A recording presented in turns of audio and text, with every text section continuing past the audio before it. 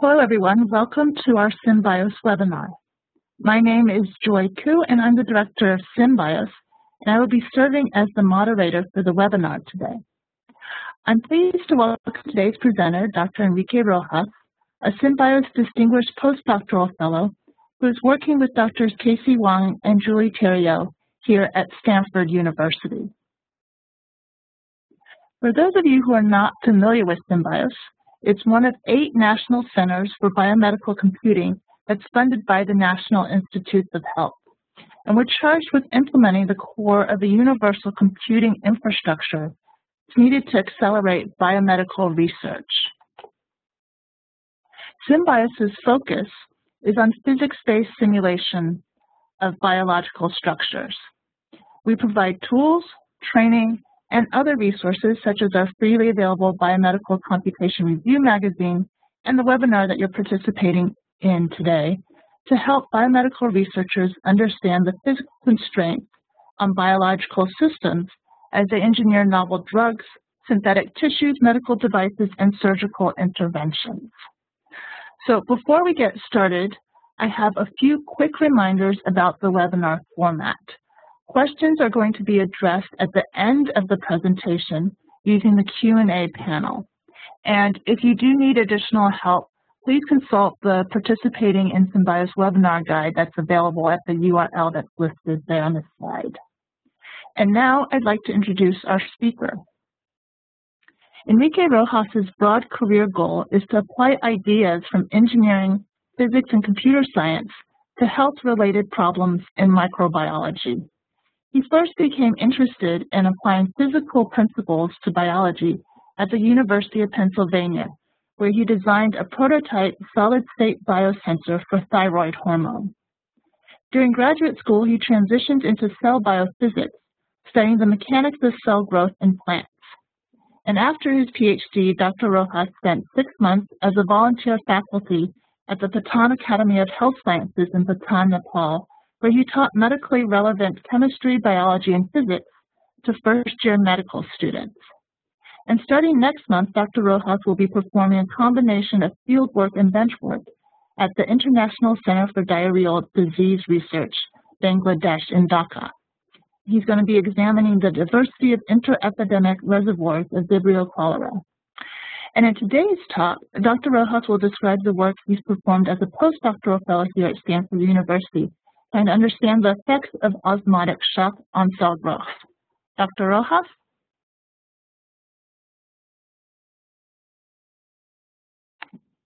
All right, thank you, Joy, and thank all of you for coming to this webinar. This is very exciting and a new form of communicating science for me, at least. And as Joy said, it comes at a great juncture for me because I am taking a drastic shift in my postdoctoral work. In a couple of weeks, I'm going to Bangladesh to try my hand at fieldwork. And so we thought this would be a fun way and sort of cool platform to tell the community about what I have been doing for the past couple of years. So I'm going to talk for about 40 minutes or so. I'll try to keep it not much longer than that, and then there will be time for questions at the end.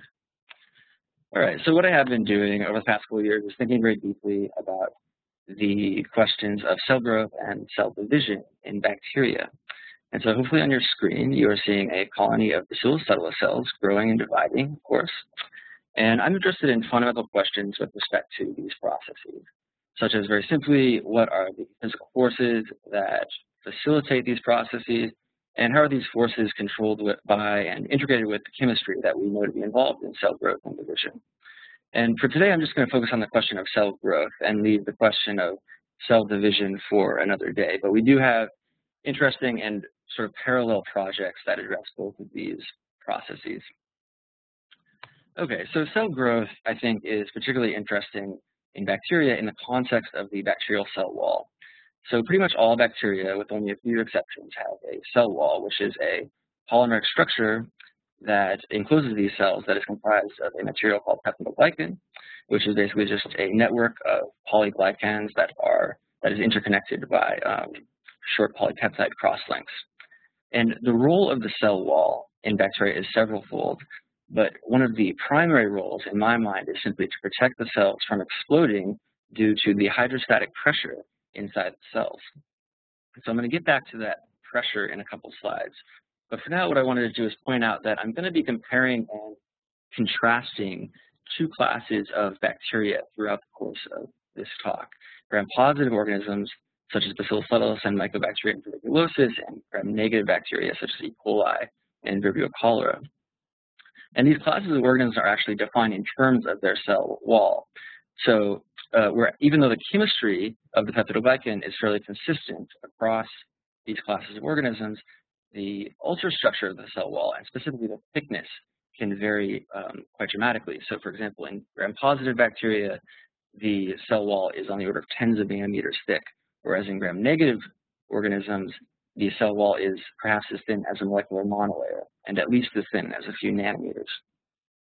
So overall, for both classes of organisms, the salient question that the cell wall begs is, if you're a bacteria, how do you grow if you're encased in this polymeric network whose primary purpose is to prevent swelling of the cell wall?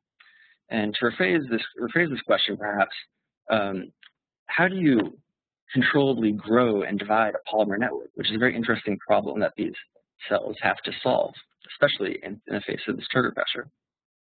I should say that the question of peptidoglycan biosynthesis, assembly, and expansion has enormous practical implications, especially in the context of antibacterial therapeutics. Many of our frontline antibiotics inhibit molecules or reactions in this pathway. And although we know in all of these cases, or we think we know in all of these cases, the targets of these compounds, I would argue that we don't necessarily know why inhibiting these reactions actually leads to cell death, at least in a detailed way. So we believe by understanding these pathways in more depth, that we will not only understand bacterial physiology better, but we will also understand the mechanism of action of any of these compounds and perhaps pave the way for discovery of new drugs as well. Okay, so the hypothesis that we would like to test today is that cell wall expansion during bacterial cell growth may have to do with the very reason why the cell wall is around in the first place, namely the turgor pressure, this hydrostatic pressure that I mentioned earlier within these cells.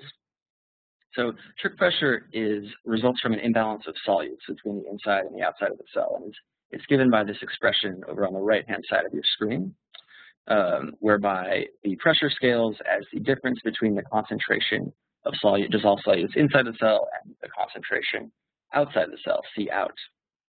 And the magnitude of turgor pressure can vary substantially. In gram-negative organisms, it is on the order of an atmosphere, whereas in gram-positive organisms, it's about an order of magnitude higher.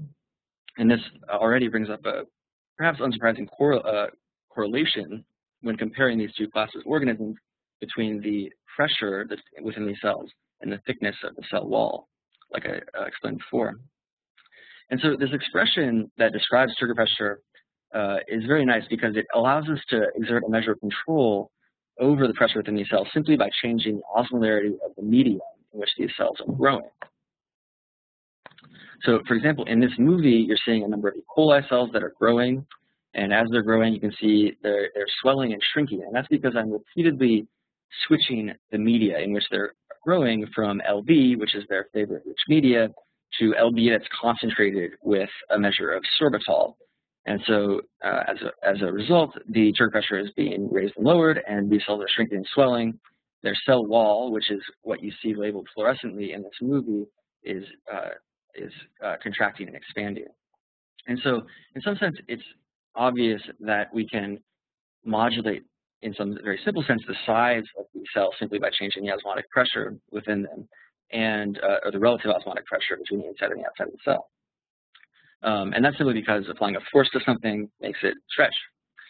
However, the question that we would like to ask today is, can we also drive irreversible cell wall expansion with turgor pressure? During normal cell growth, does irreversible cell wall expansion actually depend on turgor pressure? And therefore, does cell growth depend on turgor pressure? I should say at the outset that we are very far from the first scientists to propose this mechanism of turgor-driven growth. In fact, the idea that turgor drives cell growth has been around in the plant cell field for literally hundreds of years. this is the first paper that I can find that explicitly applies this idea to bacteria. So this is 1924, as you can see down here. The title of this 60-page long German paper translates roughly into plasma swelling and growth. And I've spent more time than I'd like to remember translating this paper, but it was worthwhile because what this guy Walter did was use this idea to explain why a number of different organisms grow slower in more concentrated media, and that's what this graph is showing.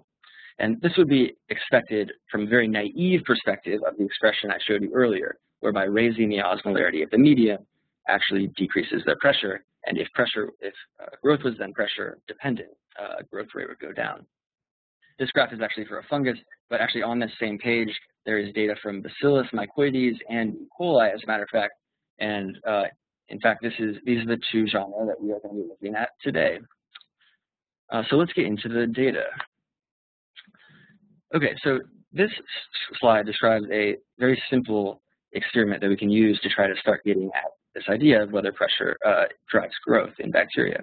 This is a number of Bacillus subtilis filaments, 2 Bacillus subtilis filaments that are undergoing a single hyperosmotic shock, whereby the osmolarity of their medium is being raised when I change the media from LB to LB concentrated with 1 molar sorbitol, as you can see on the upper left-hand part of the upper left-hand graph. On this graph below, you can see the length of these cells. They're obviously growing, and when I perform this hyperosmotic shock and the trigger pressure is lowered, the cells acutely shrink, but then they keep growing. And so here's a movie of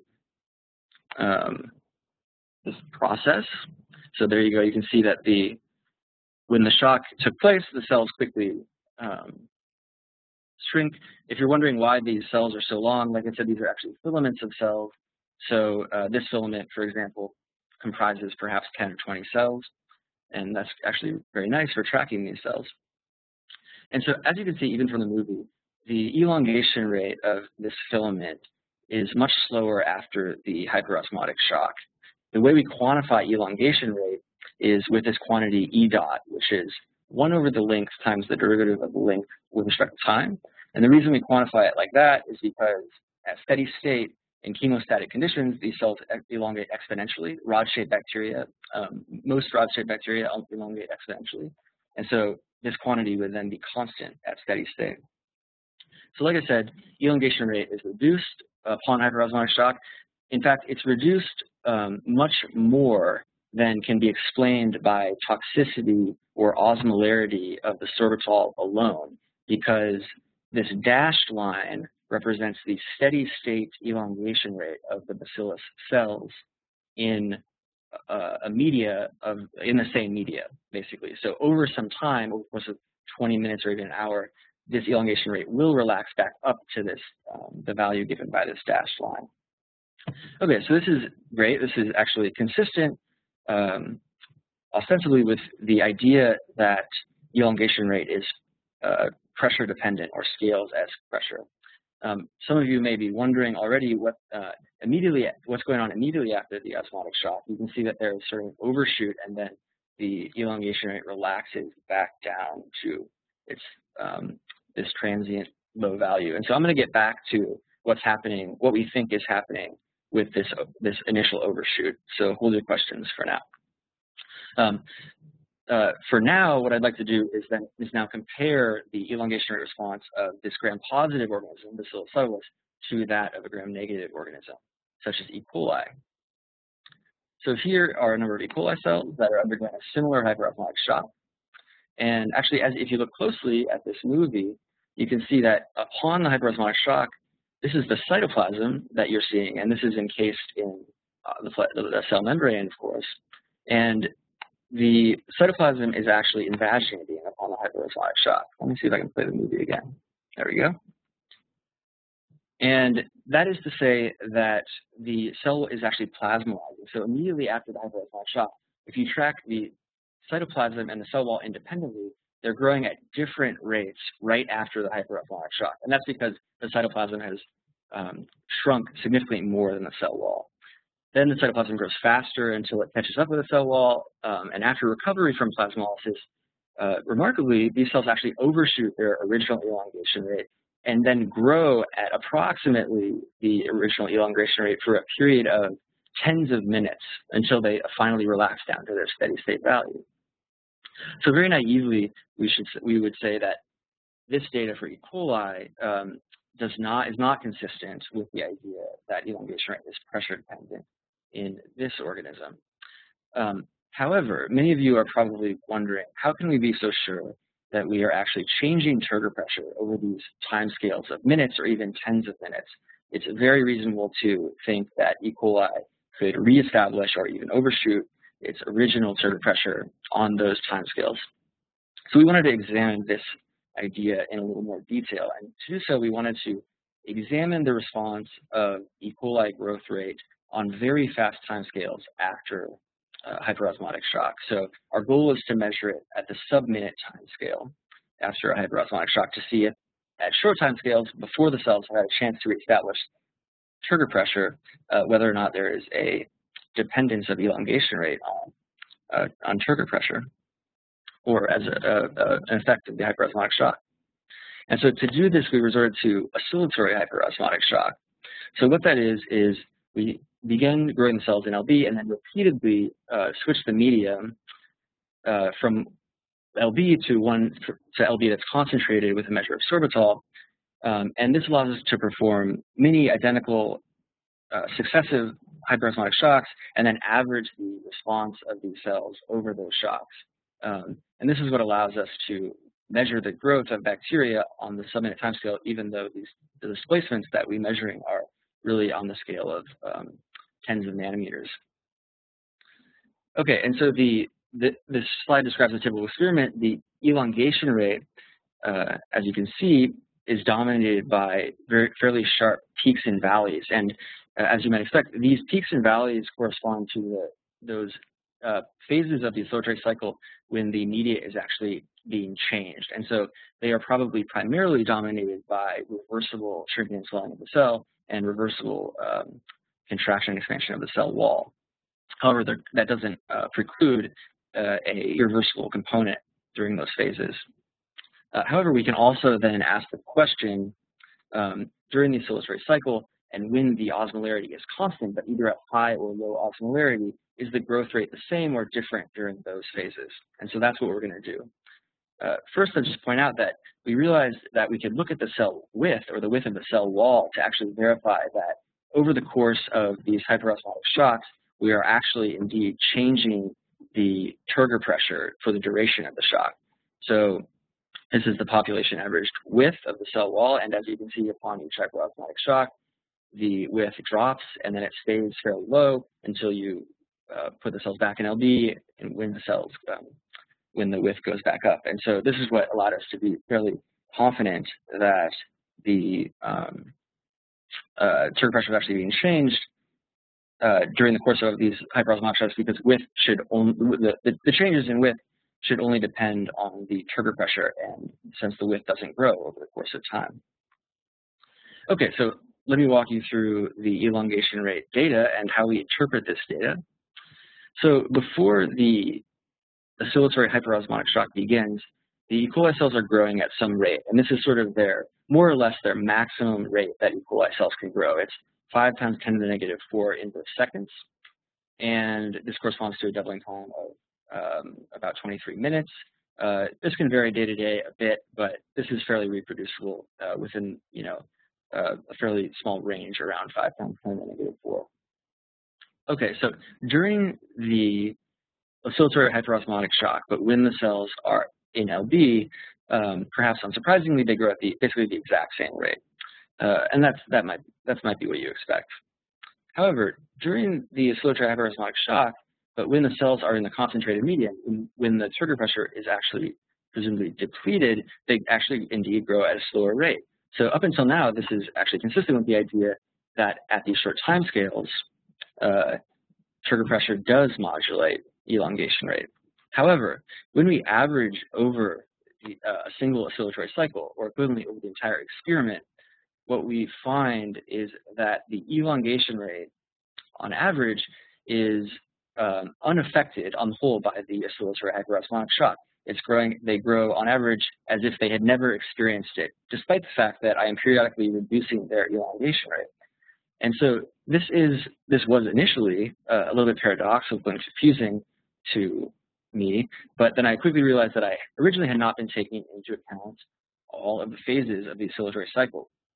So if you average the elongation rate over those phases when the media is actually being switched, you find that the elongation rate on average is higher than any other phase in the oscillatory cycle. And that is what allows these cells to sort of make up for the fact that I am periodically reducing their elongation rate. They, in the end, grow as if they had never actually experienced that hyperosmotic shock. So to gain a little bit more intuition into what's happening here, we can look at the population averaged length of these cells. So this is sort of the population averaged length of these cells.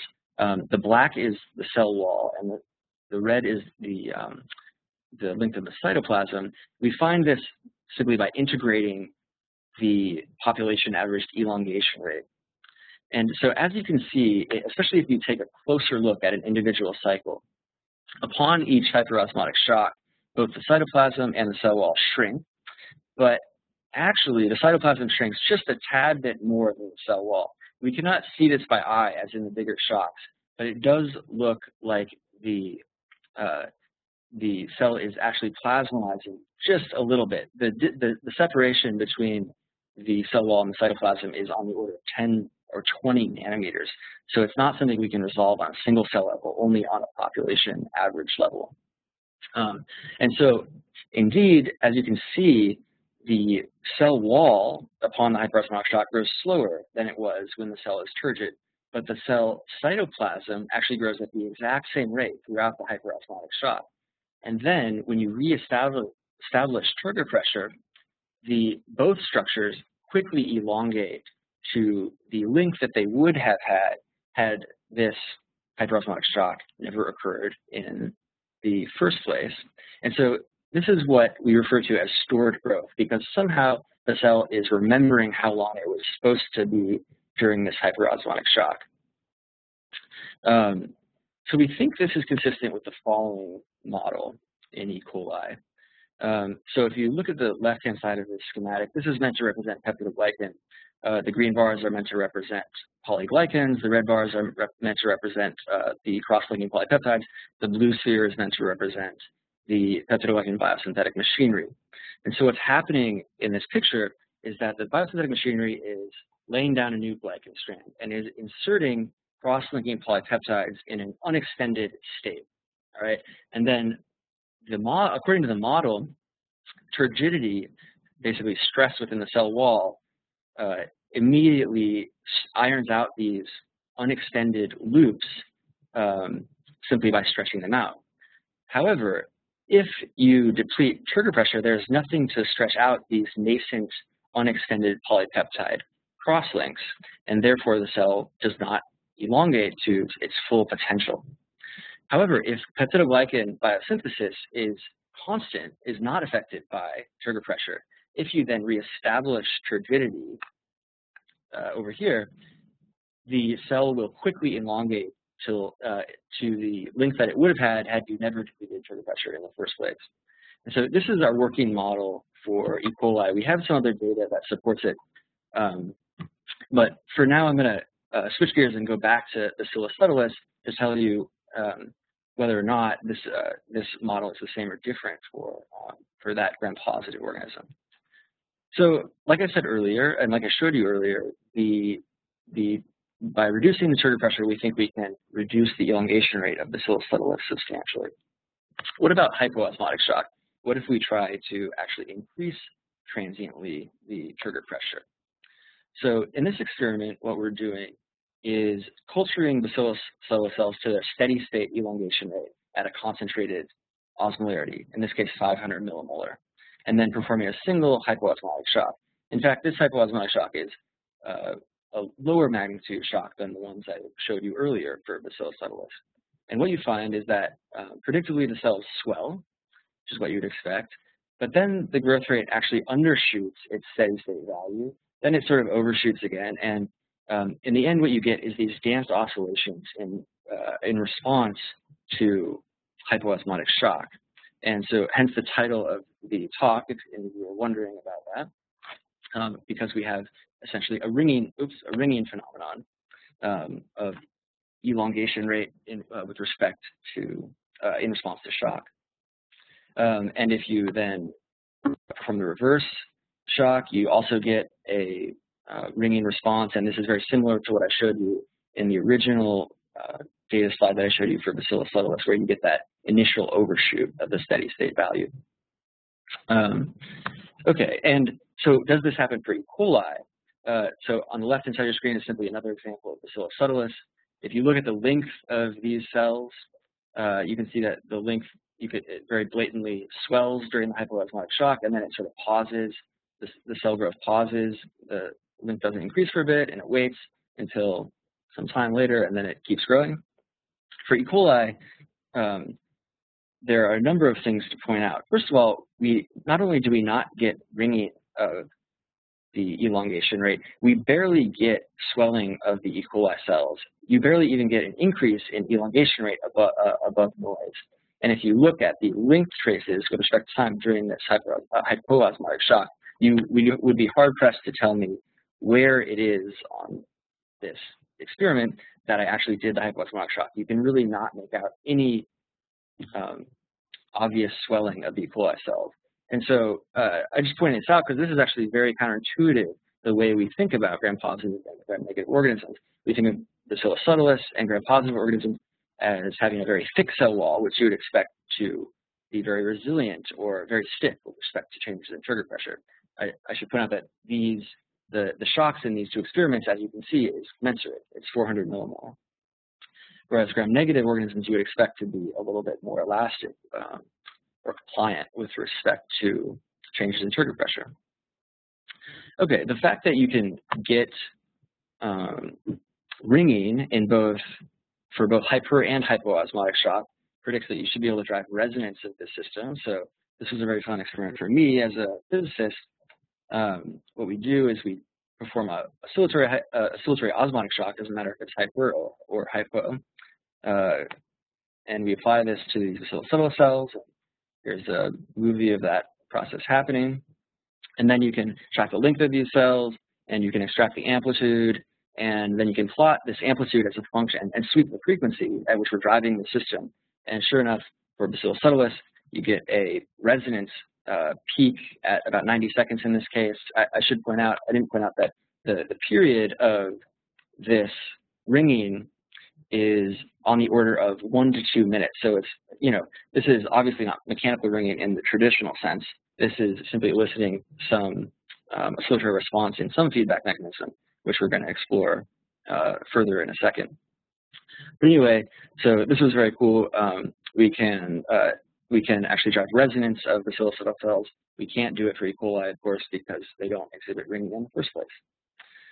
Okay, so this is all fun, and but from a biological standpoint, we'd really like to know what it is that these phenomena, this ringing phenomena and resonance phenomena, can tell us about the underlying mechanism of cell wall expansion in this organism. And since this is a Symbiose webinar, we would be remiss not to do some theory and computation, and so that's what I'm going to do now. If you know Symbiose, you know there, many of the fellows who are famous for making very elaborate and ambitious and physiologically bottom-up based models. I am not famous for that. The level of the theory that I'm going to present to you today is really aimed at trying to gain intuition into a process that we really know very little about. And so rather than sort of rigorously fit all the data that I have or build some very mechanistic bottom-up model, what I'm going to try to do is to use theory as a way of exploring what this data that we are observing means and how we can interpret it. So I hope that will make sense after I go through a couple slides here. For example, one of the things that we would like to be able to explain is the apparent dependence of elongation rate on trigger pressure for Bacillus subtilis and the apparent lack of dependence of elongation rate on turgor pressure for E. coli, or less of a dependence. And so, for example, for Bacillus subtilis, what I did is I constructed a very simple model that is based on the fact that Bacillus has a thicker cell wall to explore whether or not the existence of a thicker cell wall could give us the behavior we see, the ringing behavior we see, for example, in the first, or sorry, not the ringing behavior, the growth rate dependence on turgor pressure in the first place. And so this is a picture of the cell wall, and this is the inside of the cell and the outside of the cell. And the Z dimension goes through the cell wall. This wall has a thickness delta, and the ingredients of the model are that the stresses in the cell wall, which can vary as a function of Z, balance the turgor pressure. So this first equation is simply a force balance equation. And then the other two tenets of the model are that peptidoglycan is hydrolyzed near the outside edge of the wall at some rate, and peptidoglycan is added to the inner wall at the same rate so as to keep the thickness constant, and importantly, it's added at 0 strain, right? And if you just solve the equations that these axioms yield, you find a very nice linear dependence between elongation rate and turgor pressure, and which could account for the dependence that we see under the microscope. In contrast, for E. coli, the simplest model for a monolayer thick cell wall is very simple. It's simply, like I said, inserting material into the cell wall. And so if you do that, for example, in a hoopwise fashion, even if the material is under stress and there's a turgor pressure, this cell is pressurized, it doesn't matter how hard you pull. The elongation rate is always going to be equal to the rate at which you add material. This is very nice. This is two very simplistic models that can start to give us intuition into why we see the response we do in response to, say, hyperosmotic shock. Of course, they're too simplistic to explain some of the more sophisticated things about or intricate things about the data, such as, for example, in E. coli, the stored growth phenomenon, or in E. coli, the ringing. So we'd like to elaborate on these models to explain some of those more intricate observations. So for the ringing, we thought we needed a little bit more insight before we really broached this from a theoretical standpoint. So we did a couple more experiments by, after proposing a couple of models that we thought could be responsible for the ringing phenomenon and that we thought we could actually test in the lab. So the first model is perhaps, or was for me, the more obvious of the two models. Simply that by performing an osmotic shock, what you're doing is eliciting a oscillation in the turgor pressure within the cell due to perhaps nonlinear feedback between the osmoregulatory mechanisms such as ion transporters and stretch activated ion channels. On the other hand, and so according to this model, basically the growth oscillations that we see could simply reflect underlying oscillations in the turgor pressure, either through pressure-driven growth or through elastic expansion and contraction. On the other hand, it is conceivable that by performing, for example, a hypoosmotic shock and swelling of the Bacillus subtilis cell, that you're actually sequestering and depleting the precursors needed to build new cell wall. And so this could then elicit a oscillation if there are appropriate time-lapse and nonlinear feedback in this system that controls the availability of precursors. And so we thought we could test both of these models and look for signatures of these models by inhibiting the proposed mechanism by which the feedback occurs. So for example, for what I'm calling the pressure model, if you apply gadolinium to these cells, it clogs up the ion channels, and if you apply a drug, an antibiotic, such as vancomycin to these cells, it will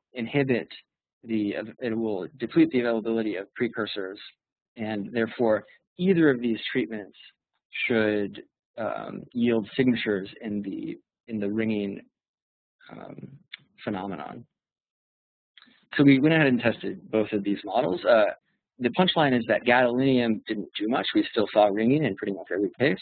In fact, even if we perturbed the osmoregulatory mechanisms via mutagenesis, we we still saw ringing in every case, so it doesn't look like stress-activated ion channels are implicated. And what we would have expected is for these cells to actually not stop growing immediately after a hypoosmotic shock, but they still pause in growth pretty much every time. On the other hand, when we performed a hypoosmotic shock into vancomycin, we basically quenched the secondary ringing that we were accustomed to seeing. And so this was our first clue that it was actually that osmotic shock was eliciting a imbalance of peptidoglycan precursors. And so we can construct a model based on this idea. And so for this model to work, basically what has to happen is that swelling of the cell needs to sequester the peptidoglycan precursors. So that's what this model is meant to depict, and this figure is meant to depict. So this is a very simple layered model, very much like the one I already described, but in this case, the thickness is dynamical. The tenet of this model, the important tenet of this model, is that there are two species of peptidoglycan in the cell wall. There is a cross-linked species, denoted by chi, and a uncross-linked or free species, denoted by F. Right? And the tenet of the model is that the chemistry that determines the reaction that transitions the free peptidoglycan into cross-linked peptidoglycan is pressure dependent. All right, and so you can write equations that to try to simulate this process. There is an equation that describes pressure dependent growth and elasticity, and then there's just a conservation of mass equation here. And there's a lot to like about this model. Mainly that it's almost not even a system of equations. If you plug in the elongation rate into this conservation of mass equation, it's a single, and then you assume some very simple things about the chemistry that is cross-linking the cell wall, we can make a single dynamical equation that does a fairly good job, as you can see, of simulating the data that we actually observe. And so here is a sort of double hypo and hyperosmotic shock, as I showed before, and you can see we get a nice ringing in both cases. It's not a perfect model. It's very simple. We don't get the secondary ringing that we are accustomed to seeing, but we do get the first undershoot. And there are a couple other things that I really like about this model. Number one, if you look at the left-hand side of your screen, you may remember that for hyperosmotic shock, we reduced the elongation rate substantially. But for hypoosmotic shock, we elicited growth oscillations, but then the elongation rate settled at some value that was not substantially different from its original value. And if you just solve the fixed point of this model, you find that the steady state fixed point of the elongation rate has some nonlinear scaling with trigger pressure, which could potentially account for the observation that I just described, whereby if you perform a hyperosmotic shock, you get drastic reduction in elongation rate, and if you perform a hypoosmotic shock, you don't change the elongation rate that much. Furthermore, we can start to try to fit some of the more interesting scaling constraints that are provided by the ringing data. So our best one is the linear scaling between the period of oscillation in the ringing phenomenon and the how hard we actually ring the system, the magnitude of the hypoosmotic shock. And we get a very nice linear scaling, which is exactly predicted by the theory. Okay, so that's all I wanted to talk to you about today. If I were to summarize both of these models, I would say that for E. coli, the working model that we have relies on the fact that peptidoglycan synthesis is not pressure mediated, that peptidoglycan is deposited or inserted into the cell wall in an unextended state, but that marginal pressure is required to iron out and fully extend the nascent peptidoglycan. And in Bacillus subtilis, the working model is a layered model of the cell wall in which mechanical stress drives not only expansion of the cell wall, but actually incorporation of nascent peptidoglycan into the cross-linked cell wall. And this seems to fit so far a large set of the data that we actually observe in the lab. So let me end by thanking my wonderful groups, especially those of you who are out there listening. And Casey and Julie have been wonderful mentors, been very helpful over the last couple of years in guiding me through this work. And you have to be very awesome to let your postdoc wander off to Bangladesh halfway through the postdoc, so I'm eternally grateful for that.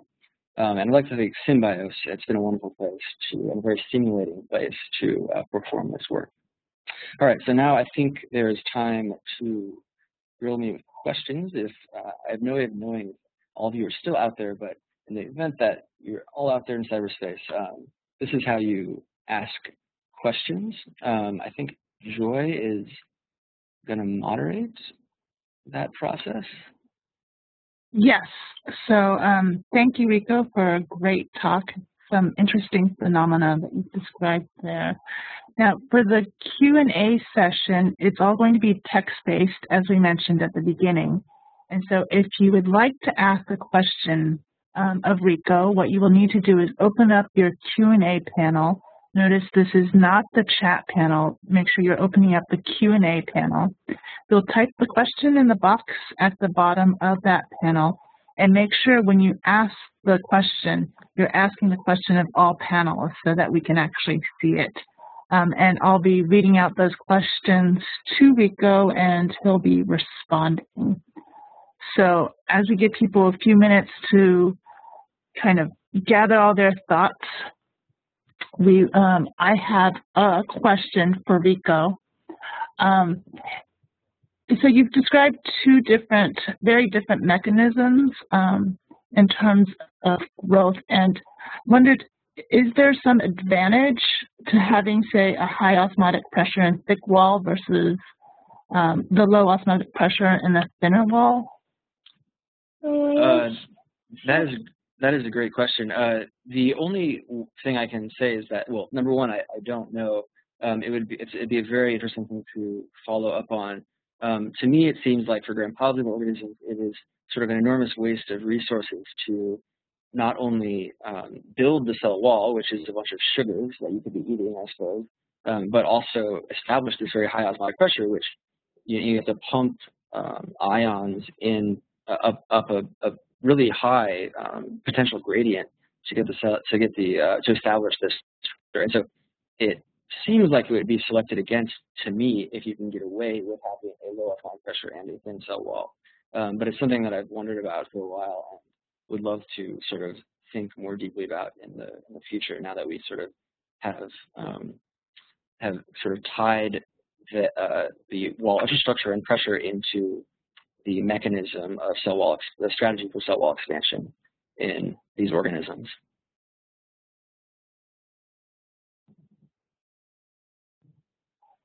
Thanks. So we've got a couple of questions coming in from Rick Rojas. With regard to the hyperosmotic shock as it relates to cell growth, how might this relate to the treatment of E. coli-related diseases using current methods? Oh, that's a good question. I mean, I guess the answer would be that you have to think very carefully about the osmotic environments in which pathogens need to exist. I think a great example that would be very intriguing for me personally to look into is, for example, the osmotic environment of Vibrio cholera in the intestine. The first thing that Vibrio cholera does when it infects your intestine is release this cholera toxin that floods your intestine with water, essentially. And this is why people die from it, because you get dehydrated as a result of the diarrhea that results from that. So in terms of osmotic pressure and these growth strategies, I think you just have to think carefully about whether or not, for example, in the case of Vibrio cholera, why is it flooding your intestine with water? Does it want to be in that osmotic environment? If so, then countering that with some treatment, like some electrolyte treatment, which is actually one of the ways that we treat cholera, seems like a very informed way to treat that disease in particular as a case study. Great, thank you. So from Ivan Surevtev, sorry about the name there.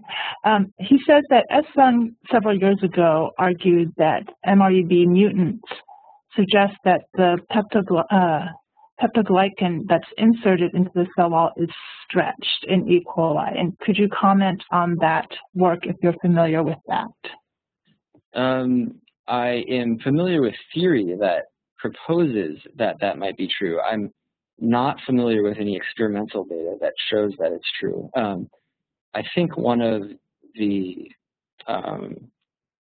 reasons why that's an attractive hypothesis is that it is a way of maintaining cell width. So basically, one open question is, how do you maintain cell width during this process of cell elongation? Why is the cell width not also growing? And if you were to pre-stretch glycan strands, that would be one central mechanism to do that.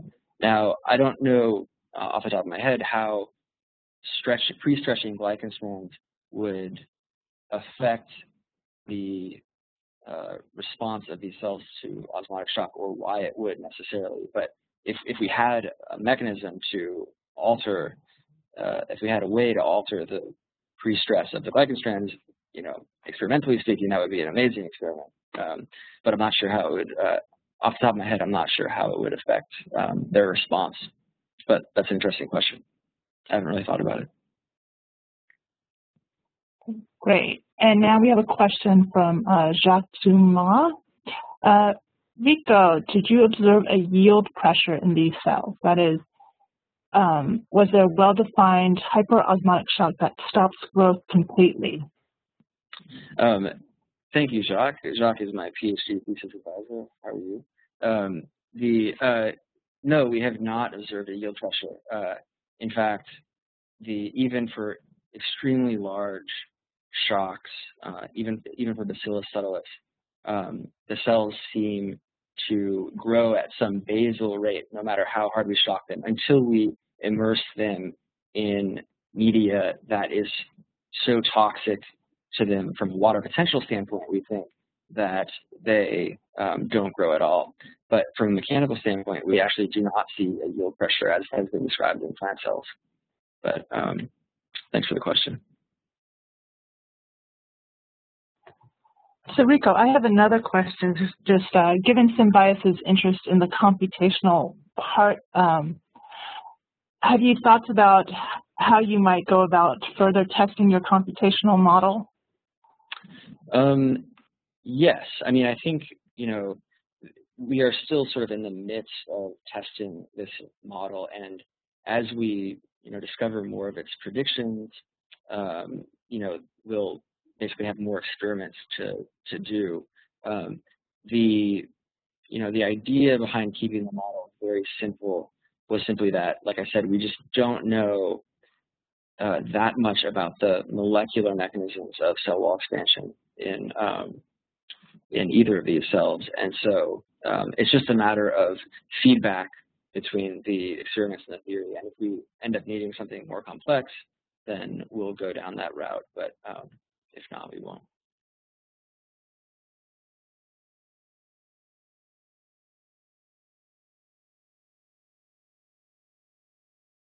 So another question that we have is, again from Rick, have you encountered an experimental situation where massive cell wall breaches occur as a result of artificially increased pressure due to hyperosmotic shock?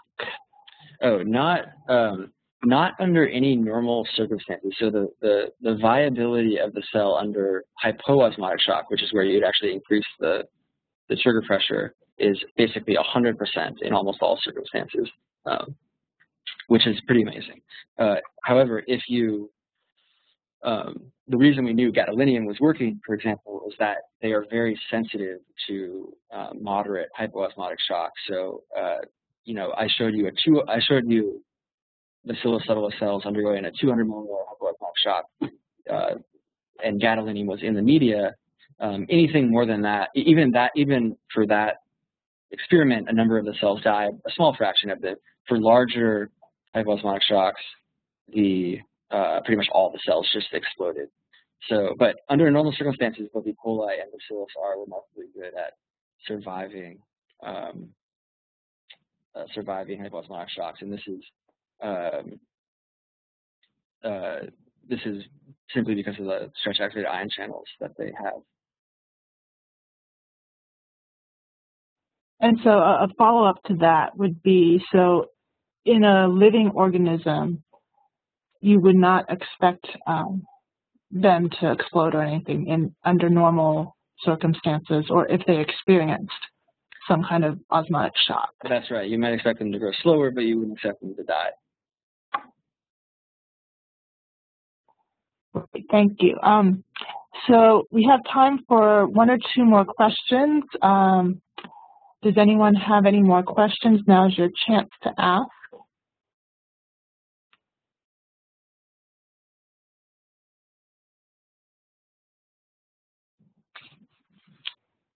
All right.